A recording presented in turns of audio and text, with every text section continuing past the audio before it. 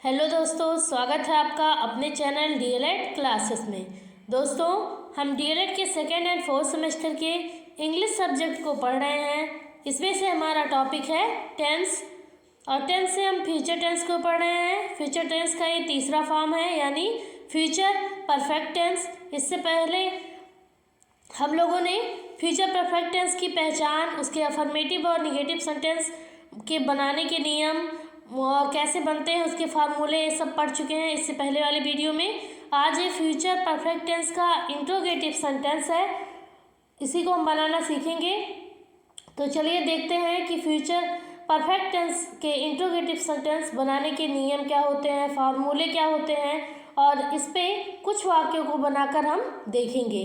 तो चलिए सबसे पहले इसके रूल को पढ़ते हैं। दिया हुआ है कि यदि प्रश्नवाचक शब्द पहले हो तो सबसे पहले विल या शैल, यानी जैसा हमारा कर्ता रहेगा सब्जेक्ट के अनुसार हम विल शैल का प्रयोग करेंगे। यदि सब्जेक्ट आई और वी रहे तो शैल लगाएंगे। शेष सभी सब्जेक्ट के साथ हम विल का प्रयोग करेंगे। फिर कर्ता यानी सब्जेक्ट, फिर हैव को लगाएंगे, फिर क्रिया की तीसरी अवस्था को लिखकर कर्म को लिखते हैं। तो ये सब तो हमारे यदि प्रश्नवाचक शब्द पहले हो उसके लिए था। यदि हमारा प्रश्नवाचक शब्द बीच में होता है तो उसकी अंग्रेजी यानी क्वेश्चन वर्ड को हम क्या कहते हैं, सबसे पहले लिखते हैं।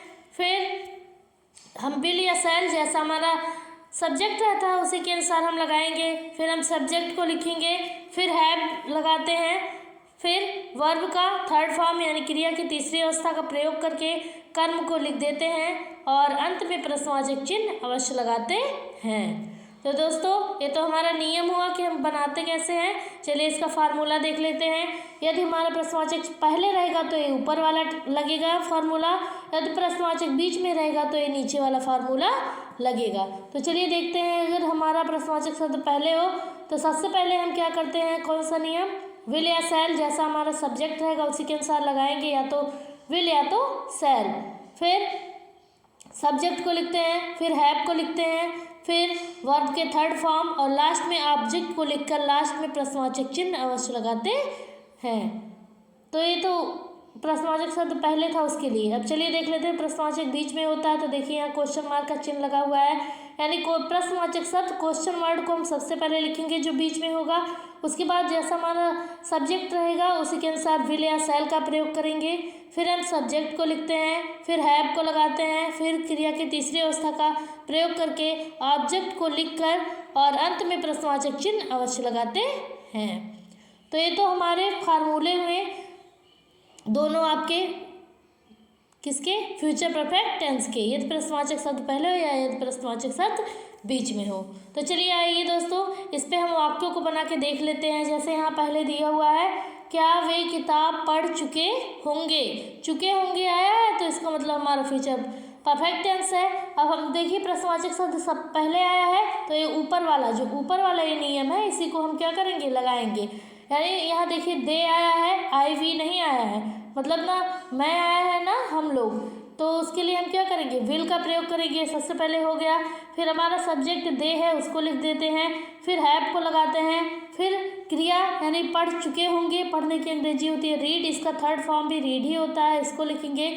ऑब्जेक्ट हमारा बुक है, लिख देंगे ए बुक, और लास्ट में प्रश्नवाचक चिन्ह। Will they have read a book, क्या वे किताब पढ़ चुके होंगे, इसकी अंग्रेजी था will they have read a book. तो देखिए ऊपर वाले फार्मूले पे एकदम सही से आया है। विल या शैल में से यूज करना था, एक यूज कर लिए, सब्जेक्ट लिखना है सब्जेक्ट लिख लिए, हैव फिर लगाना है हैव लगा लिए, क्रिया की तीसरी अवस्था, यहाँ पे देखिए क्रिया की तीसरी अवस्था, फिर ऑब्जेक्ट हो गया हमारा, प्रश्नवाचक चिन्ह, लास्ट में प्रश्नवाचक चिन्ह। जब आपका कोई भी टेंस इस फॉर्मूले पे सही जाएगा तो आपका टेंस कभी भी गलत नहीं होगा। तो चलिए अब प्रश्नवाचक शब्द बीच वाला भी देख लेते हैं। एक दिया है, वे घर क्यों जा चुके होंगे, तो देखिए क्यों शब्द बीच में आया है, क्वेश्चन प्रश्नवाचक शब्द है, क्वेश्चन वर्ड है, इसकी अंग्रेजी हम क्या करेंगे, सबसे पहले लिखेंगे वाई मीन्स होता है क्यों, तो इसकी अंग्रेजी हो गई। यहाँ पे देखिए वे है, यानी हमारा सब्जेक्ट क्या हो जाएगा, विल लगेगा यहाँ पे, तो विल हो जाएगा, फिर दे हो जाएगा वे के लिए दे, फिर हैव को लगाएंगे, फिर क्रिया काम कौन सा हो रहा है, तो जाने का काम हो रहा है, उसकी अंग्रेजी होती है गो, थर्ड फॉर्म हो जाएगा गॉन, फिर ऑब्जेक्ट हमारा हो जाएगा टू, होम, और लास्ट में प्रश्नवाचक चिन्ह। वे घर क्यों जा चुके होंगे, इसकी अंग्रेजी होगी why will they have gone to home.